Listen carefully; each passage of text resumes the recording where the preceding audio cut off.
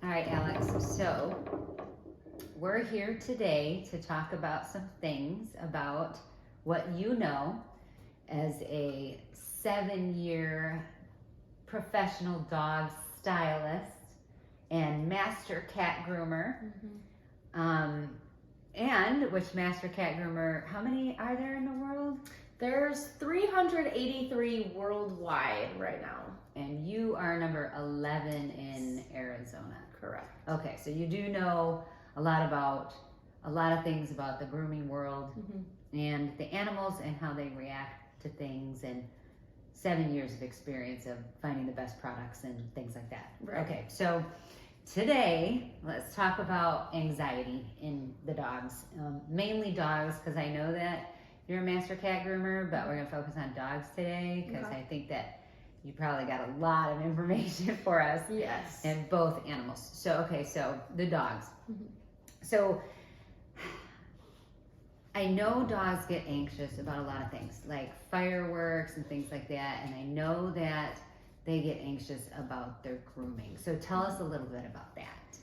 Yeah, so I have a lot of dogs that get anxious during their grooming process, but I also have a lot that don't. So, you know, when I have dogs that are anxious and the owners ask me, they're like, you know, are all dogs like this? No, not all dogs are like that. I have dogs that, you know, once their owners open the door, they run out and they jump straight into my van. Like, they are just so ecstatic to be grooming.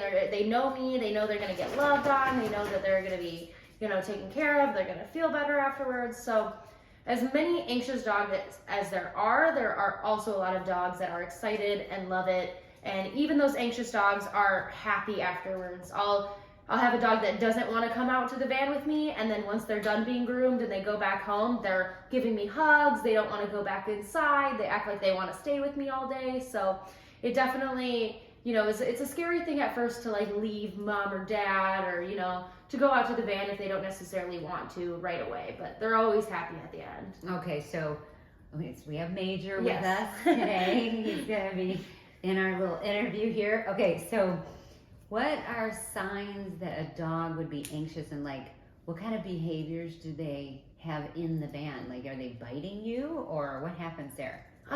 Yeah, so a lot of dogs can bite if they get anxious. Most of the time you're just gonna see like a lot of shaking, and then you get them in the van, they might like try to nip at you, or they're just gonna be nervous, kind of antsy. They'll like walk around the table and kind of swerve around it a little bit, but there's ways to, you know, make them feel better, to do things to kind of ease that anxiety a little bit.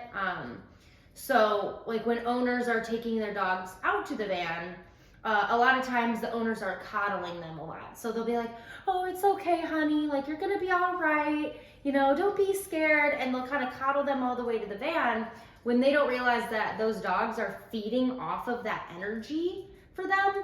So if they realize, so I have some customers that I make them shut their door and go inside. I'm like, you know, like, let me just take so-and-so out to my van. And the second they shut that door, that dog will walk with me perfectly to my van. But then if there's been times where they don't, and they coddle the dog, go, come on, honey, like, come on, Coco, let's go outside. And then the dog's like, no, don't take me away. Don't make me go outside. So they really do feed off of the owner's energy. So first and foremost, it's most important that as an owner of the dog, taking your dog to the groomer, you know to be calm, collected, and to just be like, you're going to the groomer, I'll see you in a little bit, and to just kind of have that demeanor on you, because they will feed off of that. So interesting too to me, because when you were little and I took you to any type of preschool or anything like that, if I had that anxiety of letting you go, I know that you had it too. So I know it's the same as kids. And once you drop them off, you and your sister, once I dropped you guys off, you were totally fine. Right. Totally happy to be there. Didn't even want to come home when I came and picked you up. Right. Okay, so you went to I think somebody's getting excited over there. You went to you had fear training of sorts? What was that? Yeah, so it's called a fear-free certification. So I got that years after I started grooming, and I basically, like, I knew everything that involved around already. Major, come join us. So I knew everything that involved that already as a groomer, but I basically just got that certification because it makes the owners feel comfortable. So, when you're certified in something, they know they can see that certification and they know, oh, I can trust her with my anxious dog. So I basically got that certification to make my clients feel more comfortable, even though I already knew of that information. And there's always more things to learn. It's good to refresh your memory, but it's just a very good thing to have, and it's just an online certification. You don't have to actually go anywhere for it. So I definitely suggest that for all groomers because it really does put the owners at ease. All right, what's it called again? So if they were to look it up. Fear-free certification. Okay, fear-free certification. All right, so what is the cure here? Is there a cure to this anxiety for our animals? So again, the owner's demeanor is a wonderful way to start curing that anxiety. CBD is a wonderful thing, but you got to be careful with the CBD. So it's a good thing to try, but I have some people that try the CBD and then their dogs are more scared, right? Because they're on something, so then they're really not sure what's going on. So it can kind of cause them to feel more anxiety. So I always suggest to bring them to me first without any medication or CBD or anything, so I can see how they act normally, and then we'll try it one time and I can determine whether they're more comfortable or more nervous and more anxious, so I can determine what is better for them during the grooming process. So I really do suggest CBD to a lot of my clients. Vets tend to prescribe medications as well for anxiety, which can be good. Again, I like to see them both ways.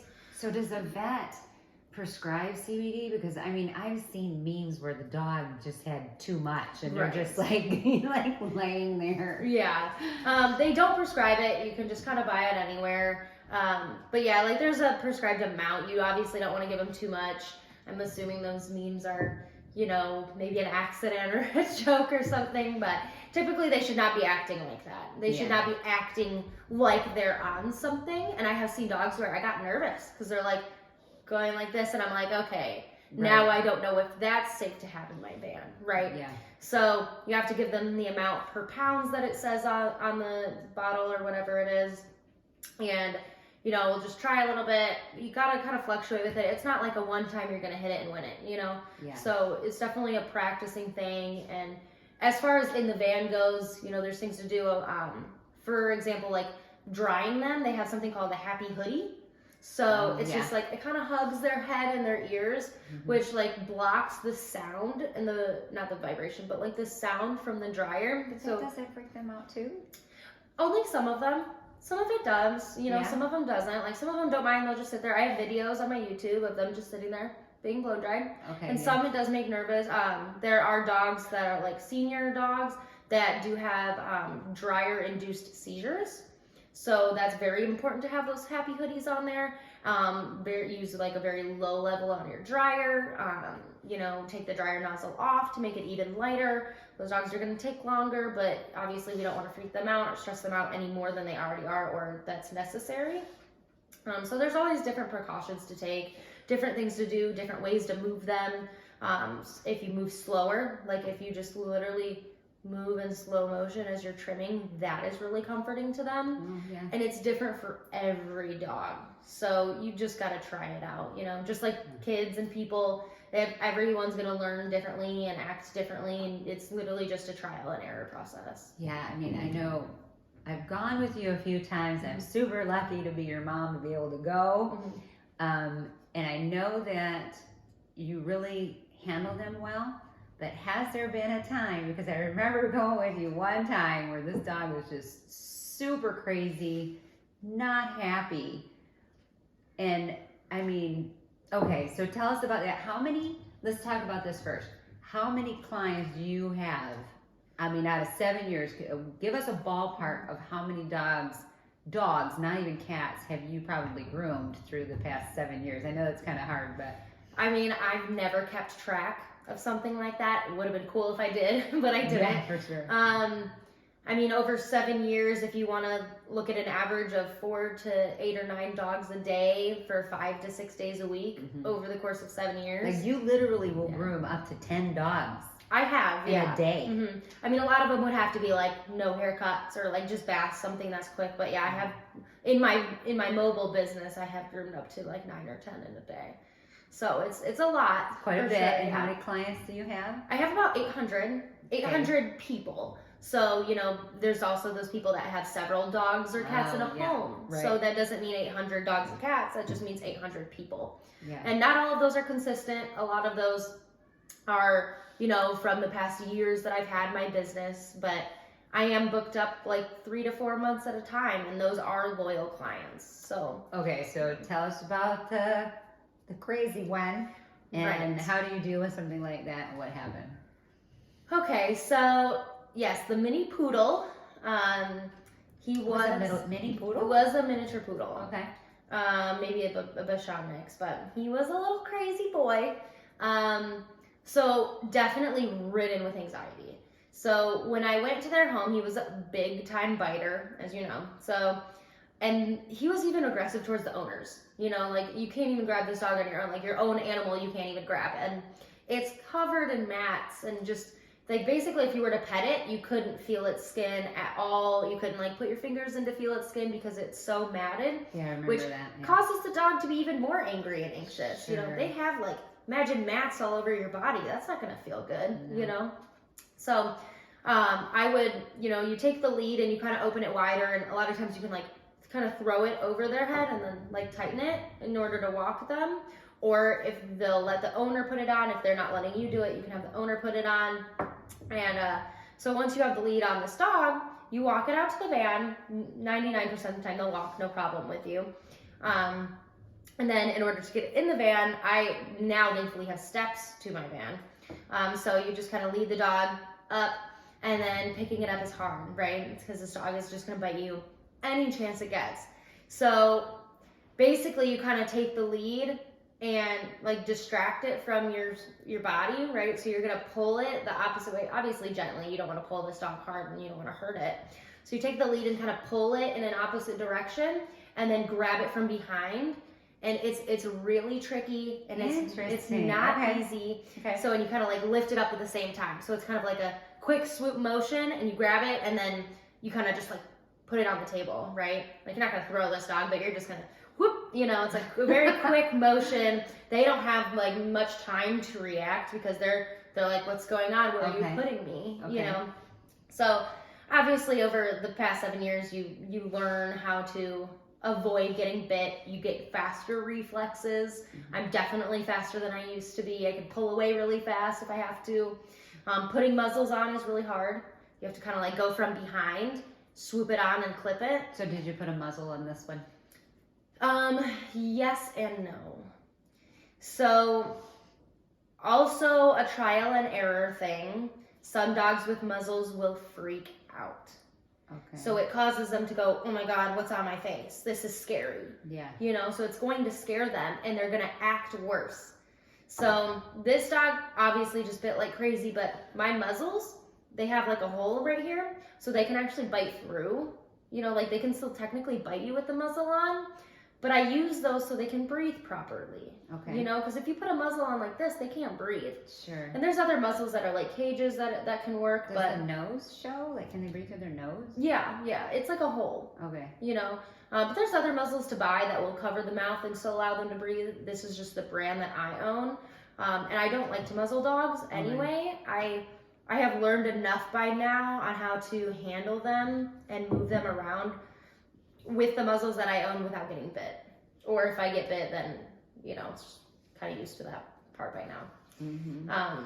But yeah, so he was super anxious.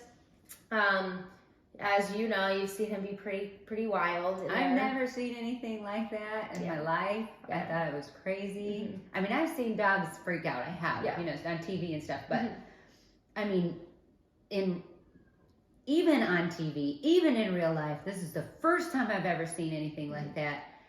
The moves that dog was making all over your table was quite crazy. Yeah, so there's a move which we call the alligator roll. Right. which is very dangerous because they will literally alligator roll, and if they're on that lead, which we put them on to, you know, it kind of not holds them in place, but it's like putting a leash on a dog and they kind of just like stay more still because they know something's on them, even if it's not tugging or pulling. They know they're being like restrained in a way. Right. So you have that lead on them that kind of clips up above, and they will roll, and it'll cause them to choke themselves.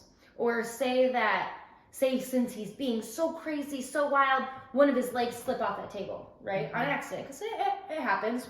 So say he slips the leg off the table, I try to grab him, he goes to bite me, so I go like this, and he falls, and then now he's being strangled by this lead, right? Yeah. So it's so important to take the proper precautions. Rule of thumb is to always have one hand on the dog at all times, never look away from the table. So we as groomers take so many different precautions for the safety of these animals, but when we have someone that's so wild on the table and so dangerous to themselves and us, it's really tricky.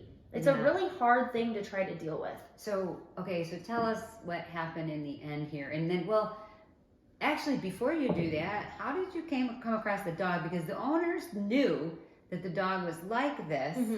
So it's not like, you just went for it and they just handed him over and said, good luck. I mean, how did you come across? What did they say to you? Because they knew that the dog was going to be like this. So what did they say and how did you deal with it? And I mean, yeah, like you said, they knew, so they were very well aware. And then it came a point when the groom where a different time that I had a helper with me, because I knew he was crazy. Typically, I don't have a helper. My helper got bit. So typically, I'll allow a dog to bite me like maybe 2 times, depending on how bad I get bit, because I'm not one to be like, oh, bit, goodbye, right? Yeah. I'm trying. Okay, so biting as in snipping. You're not talking about like holding on. Sometimes I'll give some leave. I like a challenge, and I like to help people because people take their aggressive dogs to me for a reason. Right. So I'm really well known as dealing with aggressive dogs. Okay. People take their dogs to me because other groomers can't do them. They'll send them away. The vet can't even groom these dogs. Petco and PetSmart send them away like nobody's business. So people come to me for a reason. They know and they trust that I'm going to get their dog done safely, and I'm going to get it done. So I have that on me, and I know, like, I'm going to do everything in my power to safely finish this dog.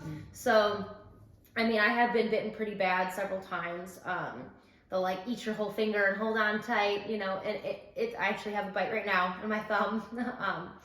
But this dog in particular had bitten my helper, and I am not one to let my helpers get bit. It's like, if they get bit, you're done. Like, back away. I'm going to do this by myself because that's a whole different story. You're not technically a groomer. Yeah. You have, no part in this. Like, just kind of like, let me try to take over at this point.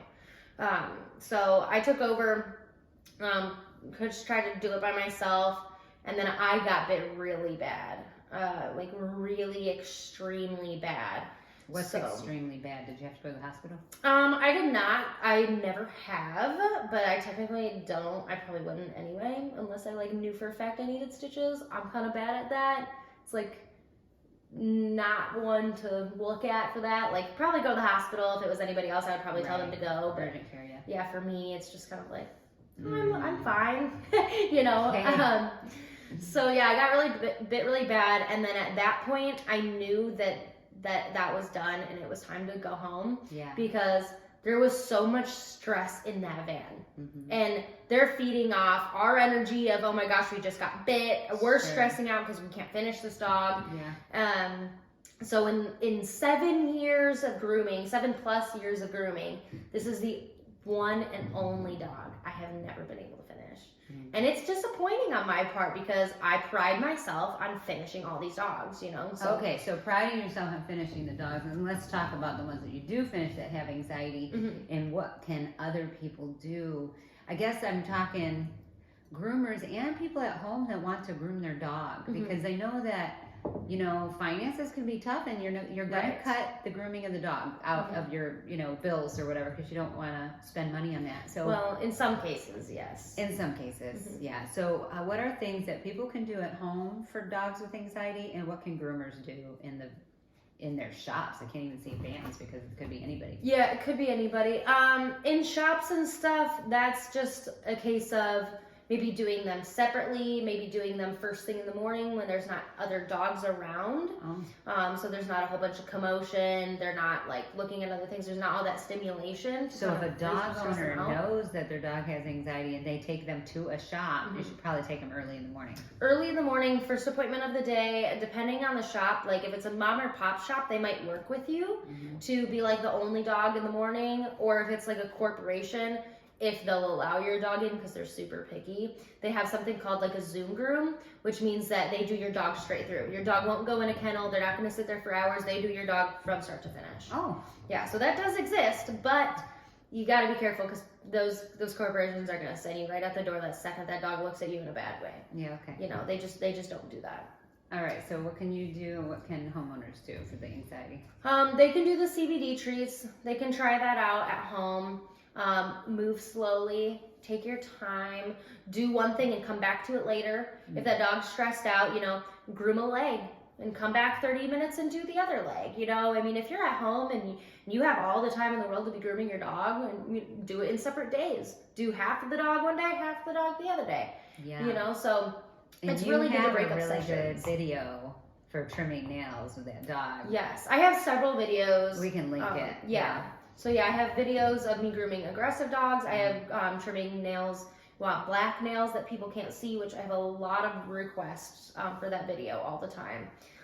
So yeah, I definitely have videos on that on YouTube. But yeah, it's just a matter of them feeding off your energy and moving slowly and taking your time. And I even have videos of like calming music that they can play while they're being groomed. They actually feed off of that really well too. Do you play that in your van? I do sometimes, yes. On occasion, I will play that, but a lot of times I just talk to them. You can sing to them, you know, you can just talk to them. They do feed off of the talking as well. If you know, and it doesn't even have to be like, oh, good boy. You know, it could just be like, oh, you're so sweet, or you know, I'm just talking about your day. You just talk to these dogs, and they'll listen. You know. Yeah, just like talking to me right now. You're just talking to the dog while you're grooming them. Exactly. Yeah. So they definitely feed off of that too, for sure. Okay. All right. So, what is one thing that you've learned from all of this for dog anxiety? Like the most important thing that you think that people can take with them throughout the 7 years, what is the one main thing that you think that people could take with them that could benefit them?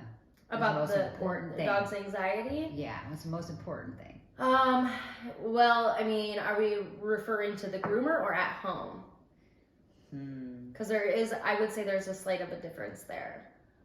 Okay, do you have both then? Yes. Okay. So, number one takeaway for anxiety at the groomer is they're going to feed off your energy. Okay. So when you give them to the groomer, act like it's nothing. Act like it's no problem. You'll be fine. See you later. Bye. Right? Don't give a whole, it's okay, sweetie. Mama's going to see you later. I love you so much. Like, I don't gotta go with big mean Alex to the groomer. Here's the torture chamber, honey. Let's go to the torture chamber. Does that happen? Sometimes I'll joke about it. I have had people say that, like, oh, go to the big mean van. And it's like, really? Yeah, people will make jokes. So sometimes I'll feed into it and I'll joke back, oh, come back to my torture chamber over here. Let's go get tortured. In a sweet voice so they don't know. Yeah, right. Oh, let's go to the torture chamber. But that little lovey-dovey stuff, as much as they want to do it, and I know they want to give their dog a little last bit of loving before they go to the groomer, but I really suggest against it because that makes sense. It really makes a difference. Like you said with the kids. Like, it's the same thing. Yeah. You just say goodbye. Bye. See you in a bit. Bye. See you in a bit. Turn them away. Yeah. Or I actually have a lot of owners that aren't even home when I go to groom their dog. So they'll just leave me with a key or a code. I'll go in, get the dog, take it out by myself. Dog's totally fine. But if they're there, I'm chasing the dog around the couch with them. I'm inside cornering the dog. We're trying to catch him and trying to get him. But when I go in by myself, that dog has no issue. So it really has to do with the owners a lot of times. And not like they're doing anything wrong, just that they don't know. So it's important that they realize that they just act like it's nothing, and then when they come back, that's when you give them all the love and the treats and the spoiling that you want. Yeah, for sure. You do that when they come back, not when they leave. All right, and the one thing that a groomer can take? A groomer can take is moving slow and really looking at the specific dog you're dealing with, because all dogs aren't the same. They're just not. You have to learn the specific dog that you're working with. And that's why it's so important to continuously go to the same groomer. So you have to find a dog groomer that you really like, and you like who they are, you like their work. And just because your dog's scared doesn't mean that they're a bad groomer, doesn't mean they're a bad person. It just means that the dog is scared, and that's all there is to it. So it's important to find a steady groomer. The more that you can learn that dog throughout the thing. I've had dogs that are completely different. I have had dogs that I had to muzzle for months, like 6 months, and now they don't need a muzzle at all, because it takes time for them to get used to it. It takes time to learn for you and the dog and the owner. All three of you guys it takes a long time, and sometimes longer than others, but it's a process, and an important process. If you want them to be happy, you don't want to take them to the groomer once a month and have them be miserable, or on the other hand, take them only every 6 months because they're miserable, which in turn makes them more miserable. Yeah, that makes sense. Yeah, so you think, oh, well, I'll just take them less often because they don't like it. No, do not, for the love of God, do not do that. Right. Take them more often. It will help, and they will be happier. Be consistent. Yes. Yeah, for sure. It's super important. Yeah. What do you think, Major? What is going on? I don't know. Okay, well, I think that's it for us today with the anxiety talk. I know that at home, I help the dogs with anxiety with the little dog bed that they have. They got those new dog beds. It's super important to have for them. And then, was it the donut bed? Is that what they're called? Yeah, the donut dog bed. Yeah, absolutely love that. All right. So thank you for all of your knowledge, and we'll talk next time. Perfect. Okay. Bye. Bye.